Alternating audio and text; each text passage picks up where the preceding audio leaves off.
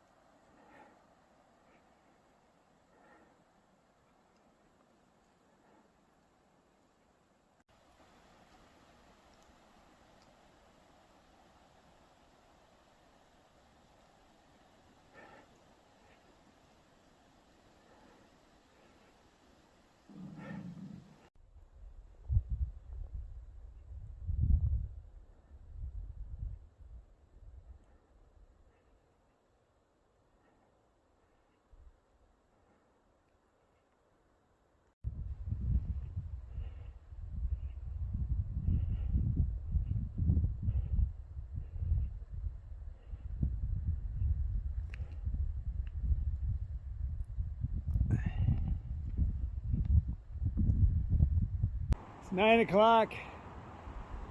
Finally got some sun.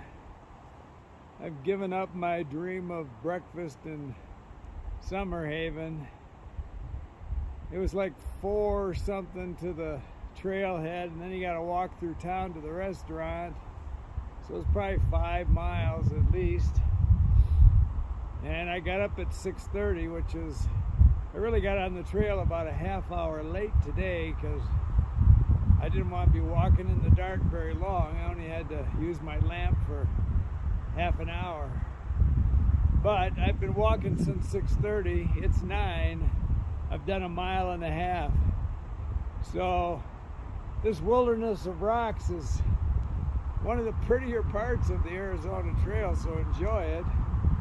Even when there's not snow, it's a little challenging. You have to look for rock cairns. A lot of times the trail is just boulders hopping, and sometimes you have to think like a trail builder. Where would I put this trail from this point, because you lose it. But when it's snow covered like this, not only do you lose it a lot, but it's just hard packed snow and icy, and I just have to really make sure I've got a good purchase with my pole, like every step in some of these sections. And then you'll hit a dry section and do your regular stride, but a lot of snow out here, and I don't like to slide. I've slid before, so anyway, you'll enjoy this section. It is gorgeous.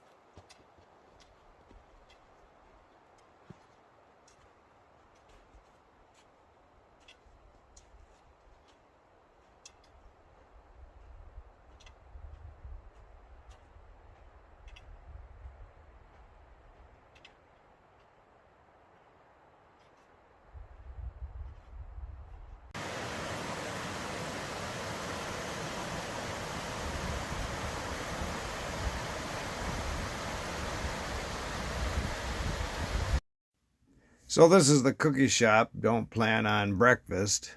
Pizza, coffee, and cookies. Nobody opens too early in Summer Haven. General store has a little bit of everything, kind of like a little convenience store. You can get some resupply there, but don't count on a lot. The Sawmill restaurant, you know, it's expensive, but you'll get a good meal there. You can charge. New management, much more hiker friendly than they used to be. charge everything up, get a decent meal. Here's your post office and your resupply on your way out of town. Northbound and down. Okay, new plan. I've had to use my poles and cut every footstep into this snowbank. And it's a long slide, so I've hit kind of a dry spot here. I'm just gonna bushwhack down through this valley, catch the trail wherever. If I continue doing this, I'll be up here all night. So this may sound like a crazy idea, but a slip would bring you down and over the frozen Niagara there, and you still wouldn't stop till the helicopter came for you. So we're gonna try this option. Another reason for show of gloves. They stop all the thorns from getting to my hands. So it's either an uncontrolled slide or a semi-controlled descent, and I opted for the latter. I have no idea where the trail is, but I'm in a bunch of cat claw and not out of the snow yet, but getting close, I think.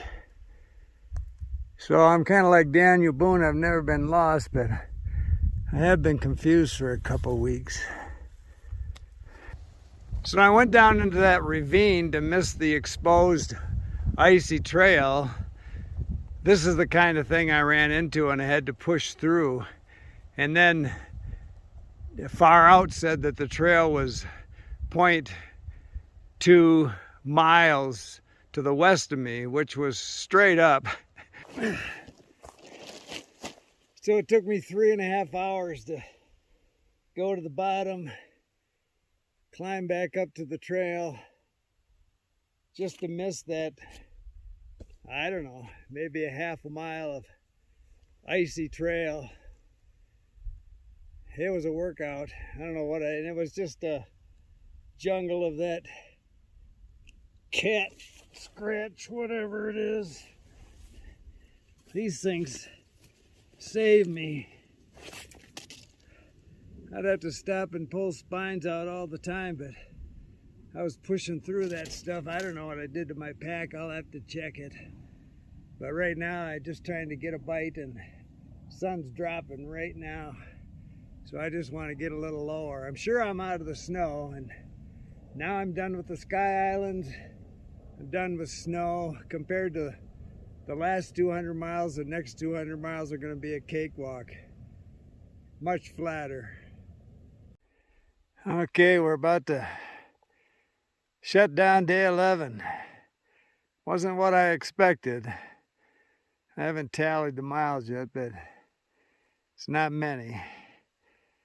I'm still fighting the daylight to get out of the snow so I don't have to deal with it tomorrow. It's just patchy, but it's getting to an end now.